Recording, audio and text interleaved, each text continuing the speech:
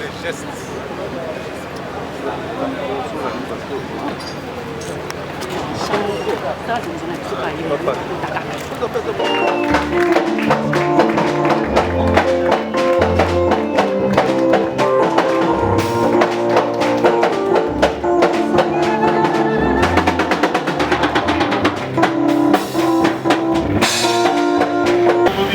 Je n'ai pas de discours préparé pour la circonstance, mais je dirais quand même un mot. Mon mot sera marqué en deux temps.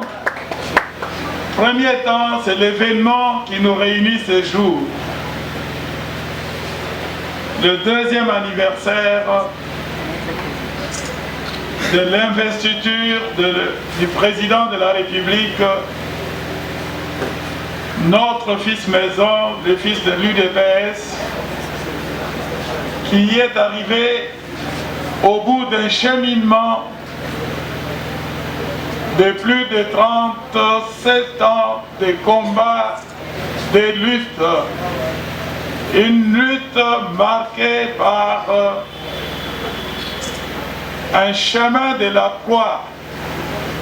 Ce chemin de la croix qu'a mené les pères fondateurs de notre parti sous la conduite de notre leader d'heureuse mémoire, Étienne Tshisekedi Wamulumba.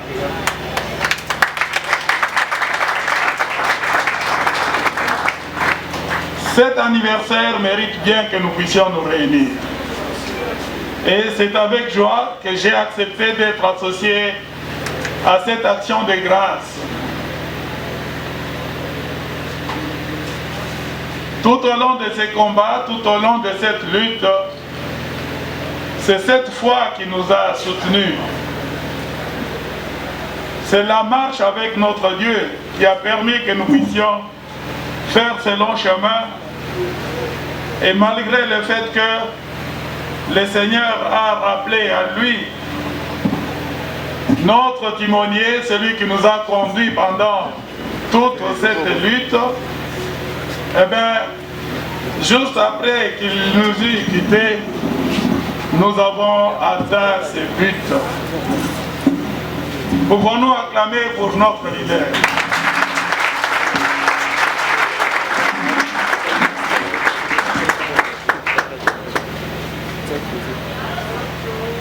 Et que vous ayez placé cette célébration sous une action de grâce, c'est encore une fois une des grandes révélations qui nous montre que nous marchons toujours avec notre Dieu.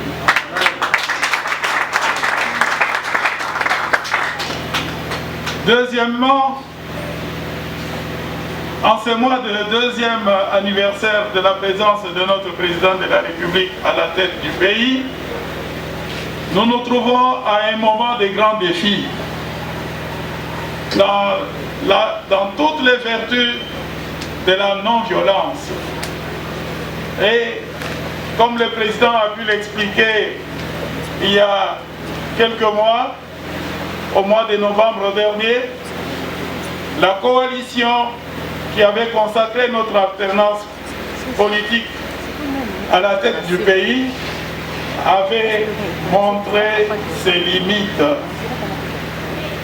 Et aujourd'hui, le président de la République a lancé un appel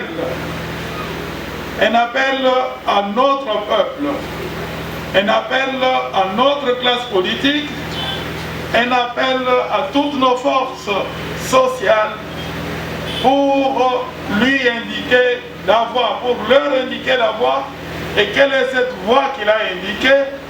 Eh bien, cette voie, c'est l'appel lancé à l'union sacrée de la nation pour l'accompagner dans le respect de ses promesses de campagne, pour l'accompagner dans le respect de sa vision politique, vision qu'il a fait annoncer lors de son discours d'investiture. cette vision qui était traduite dans le plan et le programme de gouvernement qui avait été validé à l'Assemblée nationale et qui s'est trouvé tout à fait compromis dans la manière dont notre gouvernement, le gouvernement de la coalition KHFCC, était en train de fonctionner avec des inerties, avec des blocages internes inacceptables. Et en cela, je me trouve ici pour porter ce discours-là, pour vous dire que le président de la République attend ce soutien. Il attend cet accompagnement qui est en train de se mettre en place, qui est en train de prendre forme, notamment dans l'institution qui, dans quelques jours, donnera lieu à la configuration d'un nouveau gouvernement.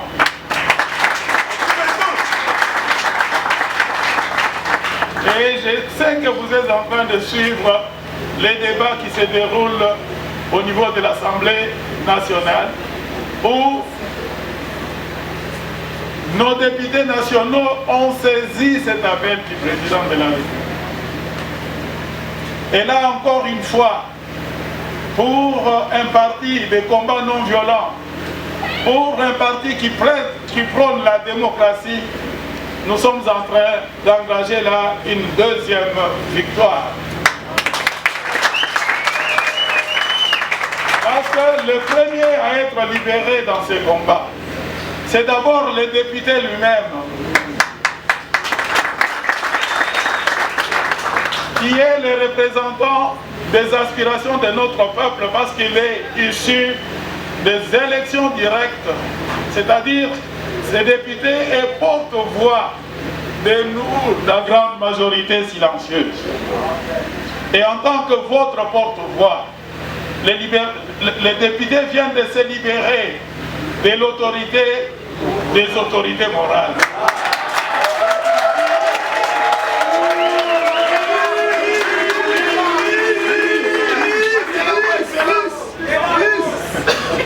J'ai dit que les députés viennent de se libérer des autorités morales. Et les députés, lorsqu'il est placé devant des votes, lorsqu'il est dans des débats sur des questions d'intérêt national, eh bien, il n'y a pas de consigne. Il doit, en âme et conscience, privilégier l'intérêt de ceux qui lui ont donné mandat.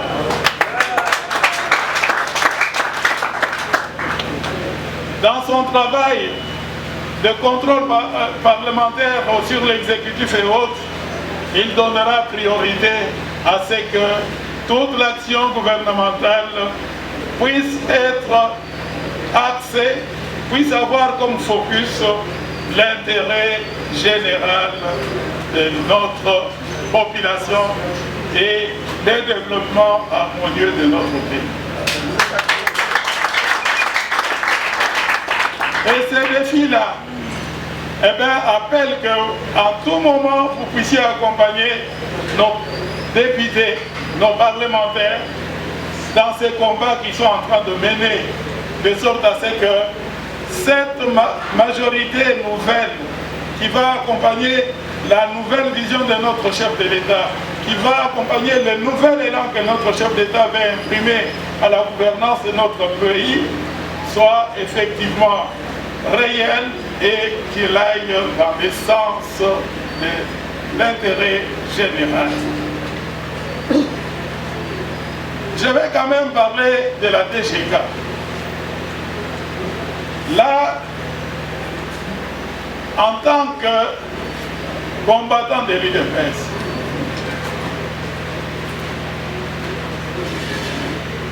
lorsque cette initiative m'a été présentée, je dois vous avouer que j'ai été très réticent à l'accepter. Je n'ai pas eu la culture comment puis-je dire, du culte des personnes. Les combats tels que nous l'avions menés au sein de l'UDPS, c'était un combat presque anonyme. Et bien sûr, maintenant, avec l'éclosion des nombres de partis, avec les nouvelles technologies et autres, nous avons de nouvelles terminologies du genre visibilité, des genres communication, des genres présence sur les réseaux, sur les télévisions et autres, ce qui n'est pas, permettez-moi, de notre âge. Nous sommes un peu vieux jeux.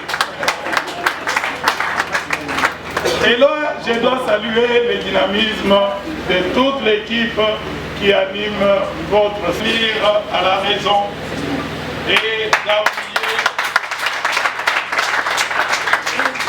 pour ces efforts investis. Et ces efforts investis, nous les considérons comme étant,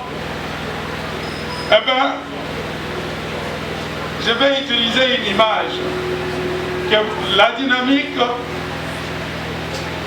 est une rivière qui collecte les eaux de tous les ruisseaux pour les drainer vers les grands fleuves et constitue la grande force politique et notre parti lui devait parce que c'est une union pour nous permettre d'aller à plus de démocratie afin d'atteindre le progrès social de tout notre peuple. Et ces grands fleuves qu'est notre parti, il nous draine vers quoi? Vers un océan. Cet océan que nous considérons, c'est tout l'ensemble de notre pays pour en faire un espace de paix, un espace de progrès, un espace de bonheur pour tous. Amen. Et ça m'a réjoui. Vers votre rivière, à travers les différents ruisseaux qui aboutissent à vous, vers les grands fleuves que représente la grande force politique qui appuie notre président de la République et ce parti qui est considéré comme le plus grand parti de combat dans ce pays, ce parti qui nous permet de faire face et de conduire la République démocratique du Congo vers un véritable état de droit comme le prêchait Étienne Tshisekedi. Donc, ce n'est pas vraiment mon nom qui compte, mais je crois que c'est ce combat que nous avons mené pendant tout ce temps. Peut-être qu'en tant que référence de tous ces combattants historiques, de tous ces combattants qui ont assisté à la création du parti, et le maître qui s'est dérangé en cette journée dominicale pour être parmi nous dans cette célébration qui se veut familiale et privée. Merci beaucoup d'être là. Nous disons merci au pasteur qui nous a offert ces cadres. Nous disons merci